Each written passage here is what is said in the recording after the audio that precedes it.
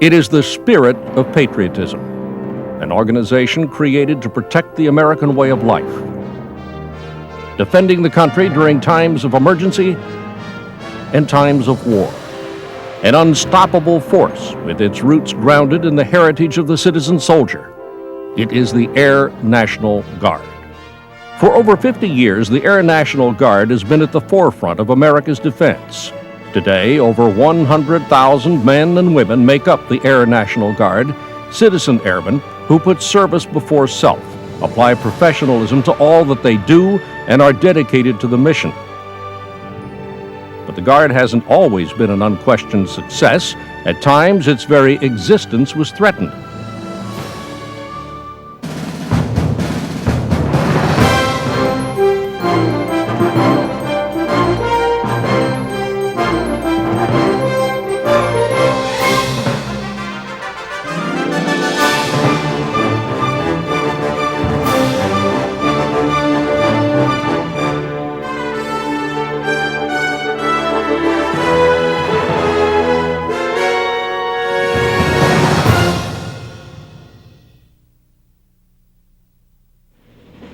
The National Guard is older than the United States. It began as colonial militias that evolved into an army of revolution in 1776. The Air National Guard traces its roots back to 1908, when members of the New York National Guard began experimenting with balloons. The Army Signal Corps balloons were the foundations of National Guard aviation and laid the groundwork for air power. Military ballooning started in France in the late 1780s, and there were a number of experiments over there. In the United States, it started in the Civil War. They used it for a couple of years in the Army of the Potomac, and it did some useful work in terms of spotting the movement of Confederate forces. Up until about World War I, there were a number of people in the Army thought that ballooning was the most valuable and important part of aviation. There were some efforts in the Guard to form balloon companies. It was a very, very dangerous business because balloons didn't move very fast, but bullets did.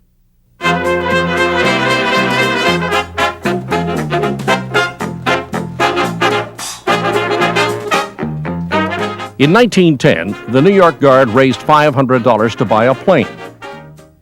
The airplane crashed during maneuvers just 1 month later. In 1911, the Curtiss Aeroplane Company loaned the Guard an airplane and a pilot who was hired to train the New York Guardsmen to fly. The pilot's name was Beckwith Havens. Soon, he'd become Private Havens, the first National Guard aviator.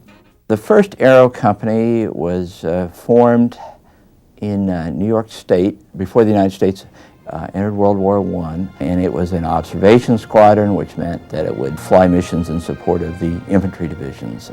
The moving force behind that was Captain Reynold Cawthorn Bowling, who was a member of the New York Guard at that time. And he, like a lot of other guardsmen and people elsewhere in American life, had become very interested in the potentialities of aviation, both commercial and military. Soon, other Guard units scrambled to embrace aviation. Guardsmen from coast to coast spent money from their own pockets to buy planes for their units. Before long, the first Aero Company was joined by the second, and other units from Missouri, California, Georgia, and Nebraska. National Guard aviation was born. March 9, 1916. Forces led by Pancho Villa attacked the small town of Columbus, New Mexico. Outraged at the invasion of U.S. territory, President Woodrow Wilson orders troops to the Mexican border. On July 13th, Captain Bowling's first Aero Company was mobilized, but it never saw action. Instead, the planes remained at Mineola Field in New York, training. Bowling was frustrated. He was convinced that Guard aviation would never be given a chance to succeed. His report to the War Department afterward persuaded officials to disband National Guard aviation units across the country. But then came World War I. Guard aviators began volunteering for active duty. 4 guardsmen became aces during the war, Major Reed Chambers, a Tennessee Guardsman, flew with Eddie Rickenbacker on the first American combat air mission. Kansas Guardsman Irwin Bleckley flew as an aerial observer on a daring mission to resupply an Army battalion that had been cut off by German forces. Bleckley's plane was shot down, killing both he and his pilot. Irwin Bleckley became the first Guard aviator to win the Congressional Medal of Honor. In the years between World War I and World War II, Guard aviation was closely linked to commercial aviation. One of these links was a Washington State Guardsman named Reuben Fleet. Fleet delivered a new service to people across the country. Reuben Fleet, 1918, established a mail service, something that airplanes could do for the people that would capture the imagination of the people, as well as being useful in the military. Then later on, in the 1920s, Charles Lindbergh, who of course was famous by that time, joined the Missouri Guard and became an aviator. He said things such as, yes, we were motivated by patriotism, but we were also strangely motivated by a love of flight.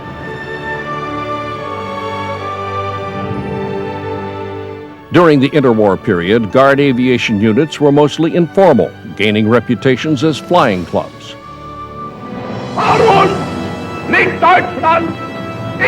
But the role of Guard flying units began to take on a more serious overtone as World War II loomed.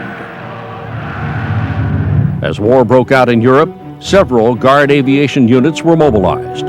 Their aircraft were obsolete, but their aircraft mechanics were a godsend. Most Guard units were absorbed into the active Army Air Corps. A few Guard pilots were plucked from their Guard units and transferred to active duty to train and lead the huge influx of Army Air Force volunteers.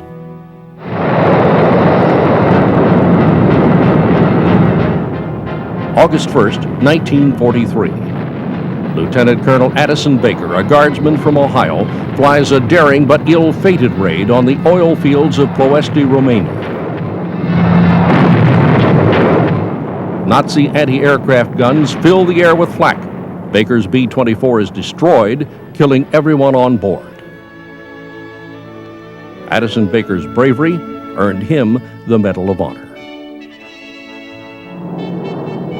But despite the heroic efforts of many Guardsmen during the war, top officials questioned the usefulness of Guard aviation units in post-war defense planning. One of the most vocal opponents of an independent Air Guard was Hap Arnold.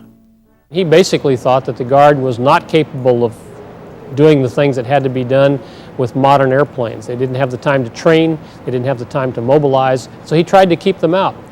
Basically, there was a great deal of political infighting, but again, the Guard won and basically fought for its existence, and they maintained the status as independent Air Guard. Eventually, the Army Air Forces were persuaded to create a dual reserve system consisting of the Air National Guard and Air Force Reserve. July 26, 1947, President Harry Truman signs the National Security Act, creating a new military service, the United States Air Force. And on September 18, 1947, the Air National Guard was born.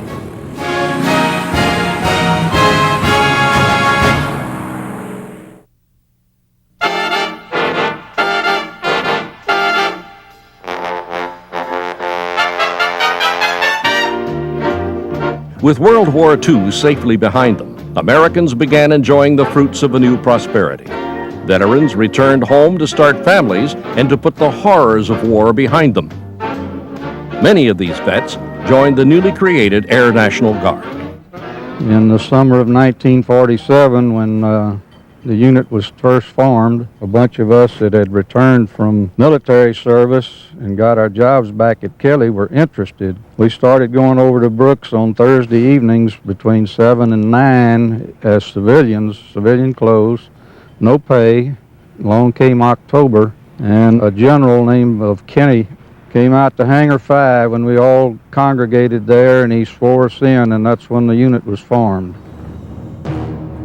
But all too soon, post-war euphoria gave way to a new war, a new kind of war, the Cold War with the Soviet Union. Suddenly, the threat of Russian bombers over American skies was all too real. The primary mission of the new Air Guard was to defend U.S. airspace from Soviet attack. It was expected to accomplish that mission with war surplus aircraft like the prop-driven Mustang. But the Air Force was scornful. One Air Force general referred to the Air Guard as flyable storage. With many Air National Guard units poorly funded, maintenance and training suffered. In 1950, the hidden cost of that neglect came to light on a little-known peninsula in Eastern Asia called Korea. The Korean mobilization was a mess.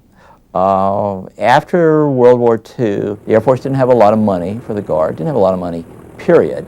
The Guard consequently was equipped with obsolete planes. You know, you're flying P-51s and P-47s in a time when jet fighters were coming into the inventory.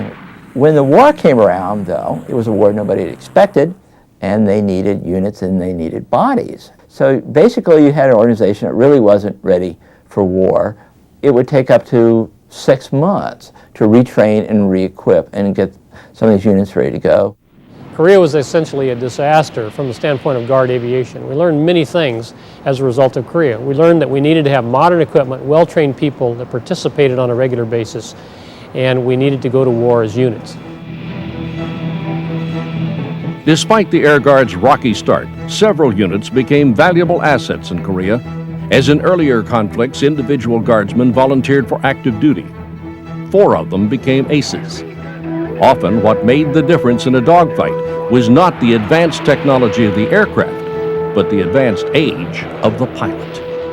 When the war started, here were these combat veterans that were still current flying. All of the World War II experience that we had that didn't stay on active duty, and not that many did because they cut the forces way back. They got out, they came out and they'd sign up. Our individual pilots that went over from the Air National Guard, they shined and did a superb job. That's the advantage of the Guard. Take care of that great resource, that experience we have from prior wars and prior service.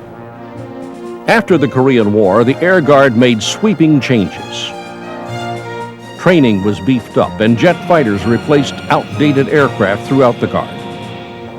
In Colorado, Korea veterans put these new planes to good use when they formed the Minutemen, a demonstration flying team. For 3 years, the Minutemen performed daring maneuvers, delighting audiences at air shows throughout the western United States. The team made its last appearance at Grand Junction, Colorado in July of 1959. The post-Korea era brought other changes in the Air Guard mission as well.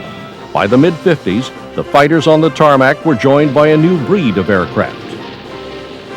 In 1955, 2 C-46 cargo planes were delivered to the Guard in Hayward, California, forming the 129th Air Resupply Squadron.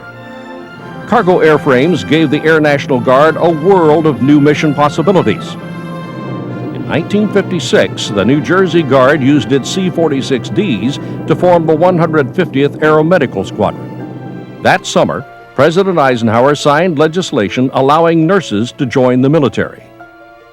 In August, Captain Norma Parsons Erb became the first woman to join the Air National Guard, and soon others followed. I guess one of the highlights of my career is becoming chief. I never expected it. I never expected to go that far. You didn't see very many women on the flight line. Our numbers grew. More careers were opened up to the women. So more women came into the service. Now the careers are even wider. You never thought of a woman pilot, and now you can see them doing almost all the jobs that are offered to the men in the service. I was hoping to open the doors for other women. I really did, and I think I did. 1959.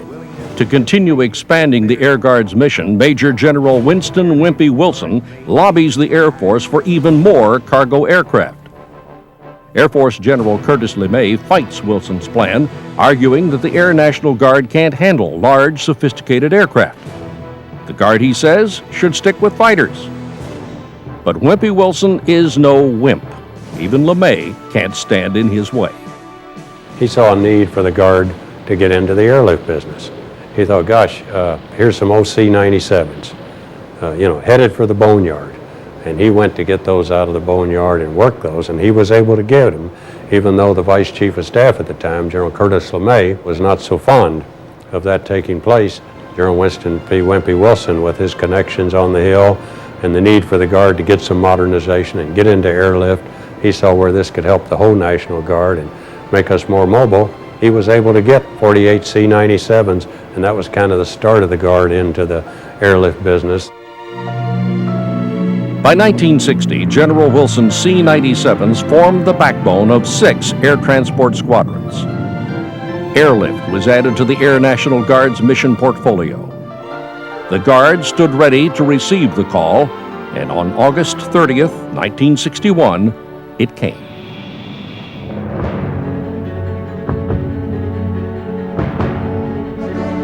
Berlin, Germany. Soviet forces erect a wall that would come to symbolize communist oppression. In response, President Kennedy activates over 21,000 Air Guardsmen and dispatches half of them to Europe. The operation is called Stair Step. Without aerial refueling capability, the Air Guard fighters are forced to island hop their way across the Atlantic Ocean. Because of the island hopping and the length of time that was involved in that, the Guard and the active duty recognized the need for air refueling. People realized right away that it would speed up their capability to get airplanes on station that much quicker. Air refueling, the capability that would bring about global reach for the U.S. military, became a reality for the Air Guard in July of 1961. Units from Illinois, Wisconsin, and Ohio made the transition from fighters to KC-97 tankers and were redesignated air refueling squadrons. Guard aircraft everywhere were retrofitted to become air refuelable, making regular overseas training possible for the first time.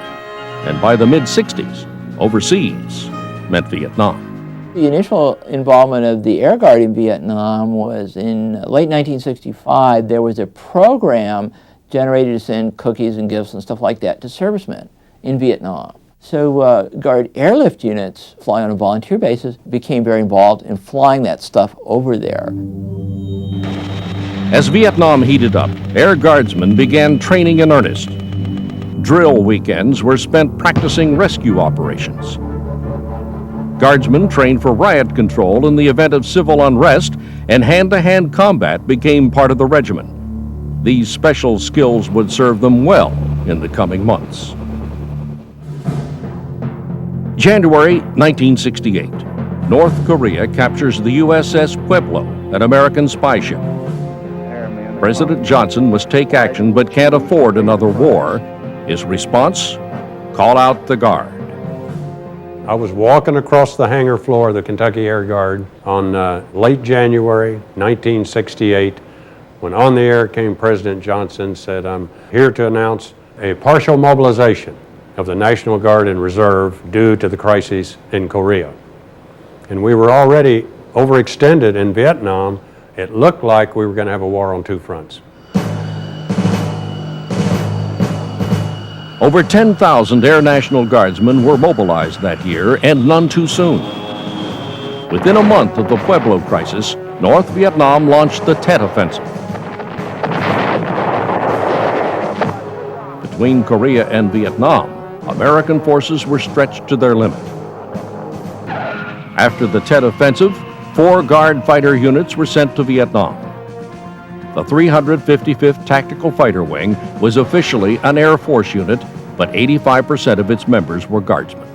A half a dozen or more of the Air Guard F-100 units went over to Vietnam and saw a considerable combat action. In fact, flew something like 30,000 combat sorties and did a superb job. General George S. Brown thought the Air Guard units did superb and fought superbly over in Vietnam.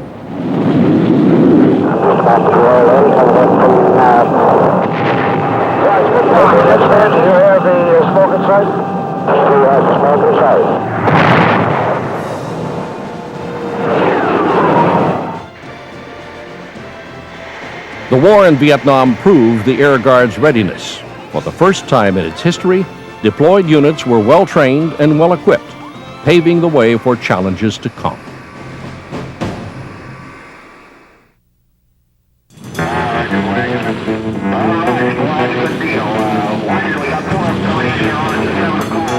As the Vietnam War raged on, valuable Air Force resources such as air refueling aircraft were being used almost exclusively to support the war. The active duty tanker force had become too busy to support operations in Europe. To fill the gap, the Air Force turned to the Air National Guard. The Guard's propeller-driven KC-97L tankers had been fitted with jet engines, allowing them to refuel the faster bombers and fighters. Testing began over Germany. It quickly became obvious that the Air National Guard could do the job. The refueling mission over Europe became known as Operation Creek Party. It was the Air Guard's first sustained overseas operation, and it was handled primarily by volunteers. One unit would go in, and they would take it for a certain period of time, and then as they left, another Guard unit would come in right behind them and take over for about a month. Of course, the Guard at that time still was flying KC-97s, which was an older airplane. Active duty had already converted to KC-135s, but in spite of that, the Guard still did a great job with the KC-97. Air National Guard personnel and aircraft provided refueling to Air Force and NATO aircraft for 10 years, flying over 6,000 sorties without a single accident. The success of Operation Creek Party gave rise to a concept that would shape the future of the U.S. military: total force. Under the total force policy, Guard and Reserve units would be better integrated into the everyday operations of the Air Force. With a beefed-up budget, the Air National Guard embraced the total force concept with zeal, modernizing its equipment and aircraft. By the 1980s, overseas operations had become routine for the Guard as new and unique missions emerged. In 1983, Pennsylvania's 193rd Special Operations Group flew its EC-130 Volant Solos over Grenada, aiding in the evacuation of U.S. citizens during Operation Urgent Fury. The Special Operations mission has a long history in the Air Guard, and the EC-130 is an aircraft unlike any other in the Air Force inventory. The mission really hasn't changed a lot over the 32-year period, although the airplane certainly has. We still broadcast information to a target audience, and that audience can be a military audience and it can be a civilian audience to achieve certain ends of the campaign. The Air Guard's presence overseas has reached even the harshest environment on Earth. In 1988, the 109th Tactical Airlift Group from New York began flying missions to Antarctica, delivering supplies to scientists from the National Science Foundation. The mission was called Operation Deep Freeze. The 109th's LC-130s were equipped with skis for landing on the ice that served as a runway. Gradually, the Air Guard took over this responsibility from the Navy, and the 109th continues this mission today. From the frozen reaches of Antarctica to the jungles of Central and South America, the Air National Guard continued its global reach. Air Guard C-130s became the primary airlifters for the U.S. Southern Command. Guard units began training in Panama and Honduras. Civil engineers built roads and schools, and communications technicians manned radar sites to monitor drug-running aircraft. And when Panamanian strongman Manuel Noriega's number was finally up, the Air National Guard was already there. When we got to Just Cause, we already had A-7s down there. I had another state call and say, "Hey John, don't start that war without me. We want to send our fighters down there too." We had C-130s down there in operation, and General Max Thurman said, "I couldn't have done it without the National Guard, Army and Air, for Just Cause." And that was all done in a short war and an all-voluntary basis. Noriega's tyranny was over, but half a world away, the Air Guard's participation in the total force was about to be put to the ultimate test.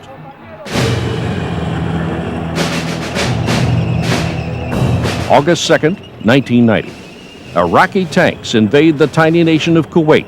President Bush responds with what will become the largest American military buildup since World War II. Within a week of the invasion, Air National Guard volunteers arrive in Saudi Arabia. Desert Shield has begun. Almost 25% of the entire Air Force involved in Desert Shield, Desert Storm came from the Guard and Reserve. Our airlift units played an extremely important part. Just hours after the invasion, our tanker force, again, had to provide the bridge for our immediate response of our fighter force to get into that theater of operation. Desert Shield and Desert Storm put total force more in perspective than any other conflict that we were involved in. The need for airlift and air refueling was staggering. Air Guard volunteers from across the country deployed in massive numbers. By the 22nd of August, when President Bush authorized a recall of the Guard and Reserves, over 10,000 volunteers were already on active duty. Tailored packages of Air Guard personnel and equipment were sent to the Persian Gulf to satisfy the needs of the active duty Air Force. Security police teams, airlift control elements, and medical evacuation personnel were critical to the mission. As Desert Shield became Desert Storm, Air Guard fighters struck deep in the heart of Saddam's territory. Guard F-16s from South Carolina and New York pounded Iraqi targets alongside their active duty counterparts. Air Guard tankers provided much-needed fuel, and Guard airlift moved troops and equipment throughout the Gulf region. Military leaders were convinced victory in the Gulf War would not have been possible without the Air National Guard. It was one of my proudest moments of all of my National Guard history, was the great success of the Air National Guard in Desert Shield and Desert Storm. It was a real total force effort, and I couldn't have been prouder of the Air Guard passing that big ORI for real over Desert Storm. As the last icons of Soviet communism crumbled, military strategies developed in the Cold War became obsolete. After Desert Storm, the active duty military downsized. Missions that had once fallen under the Air Force now became the domain of the Air Guard. In 1994, the Air National Guard began taking charge of the 1st Air Force, assuming sole responsibility for air defense of the continental United States. New aircraft were also added to the Air Guard inventory, with heavy bomber units forming in Kansas and Georgia. Critical tasks like combat communications now fell under Air Guard control, with the Guard operating nearly 70% of all combat communications assets. The Air National Guard was now an essential part of America's total force. Hotspots flared up worldwide, and the Air National Guard was there, delivering food to Somalia and assisting in peacekeeping operations in the Balkans. But when war became ethnic cleansing in Kosovo, the stage was set for confrontation. April 27, 1999, President Clinton orders a call-up of Guardsmen and reservists to assist in Operation Allied Force. Over 3,000 Air Guardsmen are mobilized, and volunteers from across the country add to their ranks. A-10 Warthogs from Idaho, Michigan, and Massachusetts come together to form the 131st Expeditionary Fighter Squadron. It is one of the fastest mobilizations on record. Within 1 week of a warning notice, these people have prepared their airplane, packed their equipment, mobilized it, got their people ready, have deployed it, and they're sitting on a ramp here right now ready to go. That's the Guard at its best. NATO fighters destroyed numerous targets in Yugoslavia. Those fighters were refueled by Guard KC-135s. Guard A-10s, delivering crushing blows to Serb targets, flew over 500 combat sorties. The dedication of the Air National Guard played a key role in the success of Operation Allied Force. Allied Force was a conflict that the Guard and Reserves were totally involved in from day one. We performed second to none. It was an incredible feat, but we expect that. It was just an incredible total force operation. I couldn't have been more proud of all of them, each and every one.